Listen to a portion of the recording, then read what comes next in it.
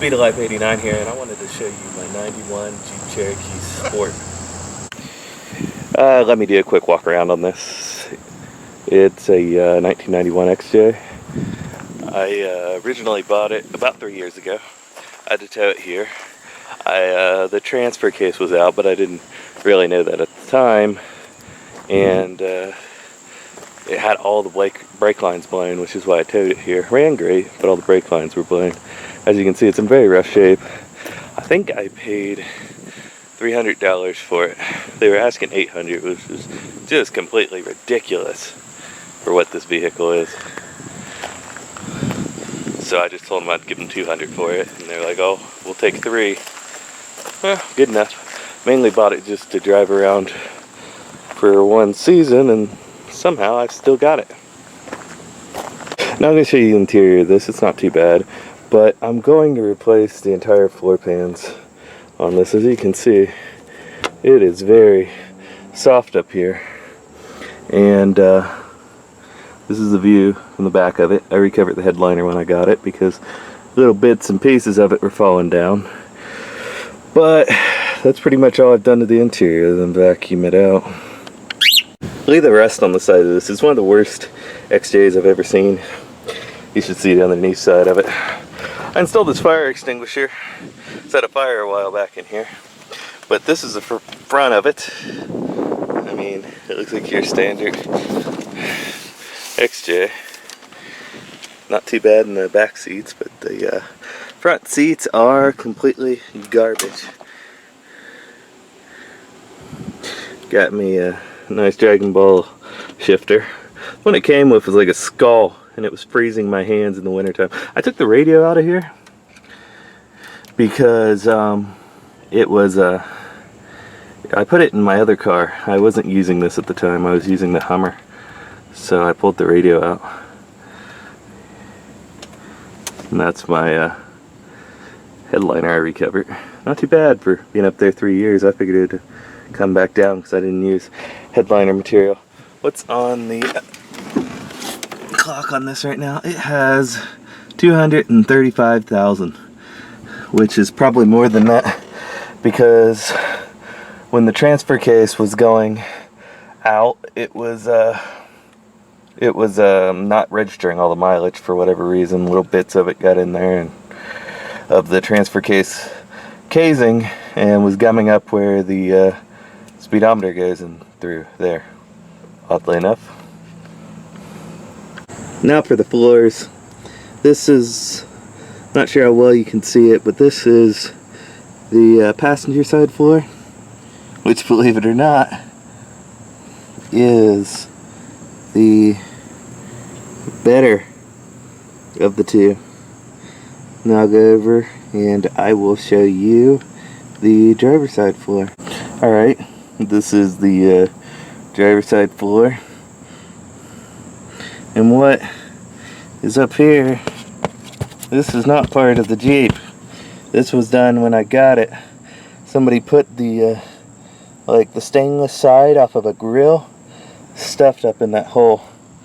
I don't know why they thought that was a good idea, but I guess without it you'd be on the ground, so that's what the driver's side looks like.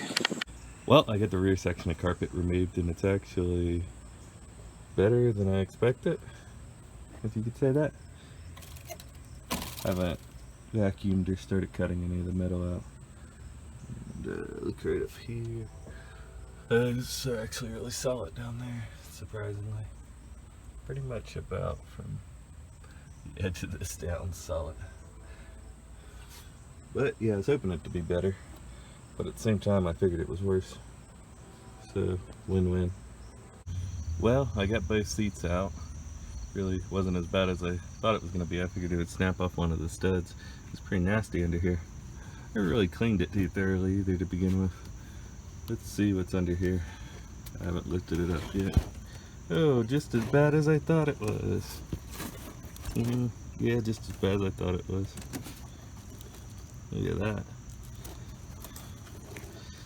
I'll get you another shot once I get the carpet taken out. This is probably the worst I've seen in a while. I mean, this part ain't bad. This part's actually pretty dang good. I'm surprised. It's on the driver's side, by the way. But look at this part. Holy crap. It's got a, I'm gonna have to stiffen up this unibody frame rail because it is cracked right through here, filled full of rust. And this side of it right here is pretty much gone, so this is gonna have to be pieced in. Yeah. But yeah, that's rough. So this side's floorboard. In the back, under there's the muffler. That's the plate I put over the muffler once the muffler caught on fire. Not the muffler, the carpet caught the muffler on fire. There we go. And this side is just as bad, but the frame rail's in better shape. So that's awesome. I knocked off some of the flaky rust on this frame rail, and as you can see, it's completely separated up through here. I'm gonna jack it up, and that's where it should be. I need to clean these up a bit. Then I'm gonna put a 2-inch wide by 1/4-inch flat stock over this part. After I will what I can of the crack, grind it smooth, then put the flat stock over it and box it in from the inside. If anybody wonders what welder I'm using for this, it is a right there, can't pronounce the name, but I've had it for years. I mainly use it outside on like floor pans when I can't get the vehicle in because it uses 110 and it's really light. It's a small welder. The only problem is it's prone to jamming the wire at random. Not too often, but it does do it, so I have to side off of it to save myself the hassle from taking it off right now. But this is the welds I'm going with. They aren't the best in the world, but a large amount of the problem is that this is there's a gap between there and there, so I had to kind of build it up then connect it around without burning through at the same time. And this welder doesn't really have much adjustments. If you get high or low, low doesn't really penetrate and high tends to blow through stuff, so I'm using high and not running beads. I'm gonna connect them together more, but I ran out of wire while I was doing this piece.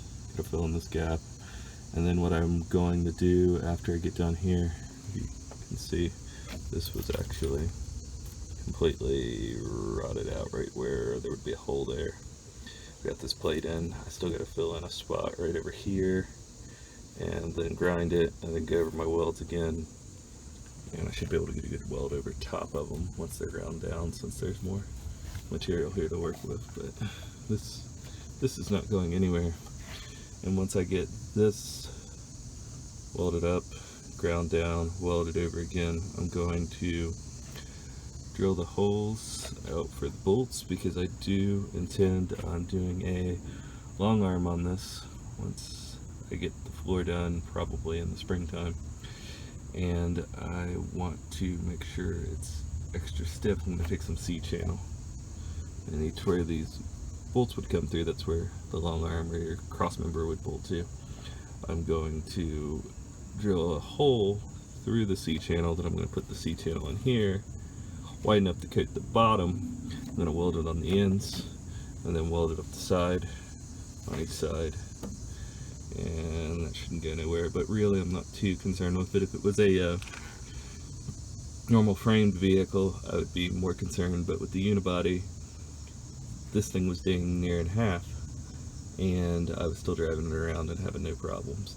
There's a lot more that support it, like the rockers, the inner and outer rockers, the whole floor pan itself. Yeah, it'd be great if I could make this perfect, but this is not going to happen with the state of this vehicle. Most people would have just junked this vehicle and started on another body, but really the materials to fix it are going to cost me probably $150, if that. That's all the sheet metal I need for all the floors, plus doing this. And I mean, that's not much. I can't get a body for $150.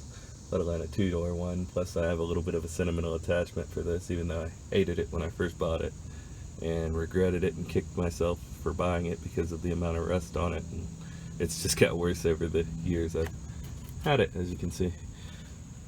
But yeah, it's all about what your time's worth. You gotta ask yourself, is it worth doing all this crap? Is your time worth the effort of doing all this, but only having 150 as far as monetary value into the body? Or do you just want to scrap the body and go find another one for $400 to $600? I don't want to do that route, especially being a 5-speed.